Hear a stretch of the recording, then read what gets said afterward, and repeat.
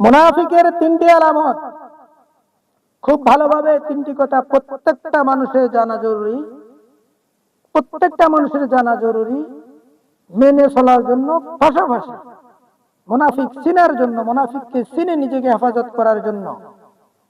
মুনাফিকের প্রথম আলামত হলো সে মিথ্যা বলবে। মুনাফিকের দ্বিতীয় আলামত সে অঙ্গীকার ভঙ্গ করবে।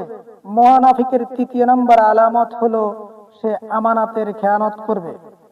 আল্লাহ রাসূল সাল্লাল্লাহু আলাইহি ওয়াসাল্লাম বলেন, যদিও সে নামাজ পড়ে, যদিও সে রোজা রাখে, যদিও সে নিজেকে মুসলমান বলে দাবি করে, কিন্তু সে মুনাফিক, যে মিথ্যা বলে, যে অঙ্গীকার ভঙ্গ করে, যে আমানতের খেয়ানত করে। অন্যত্র আরেকটি হাদিসে রয়েছে যে মুনাফিকরা কথায় কথায় গালি দিয়ে থাকে বা অন্যকে গালির মাধ্যমে কষ্ট দিয়ে থাকে।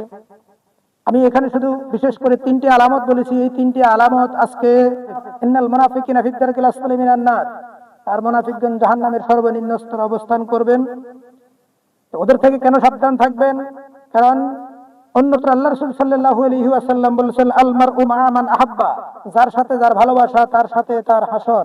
সুতরাং যে মুনাফিকের সাথে তার ভালোবাসা রাখবে, মুনাফিকের সাথে যে মহব্বতের সম্পর্ক থাকবে, হাসরে সে তার সাথেই থাকবে।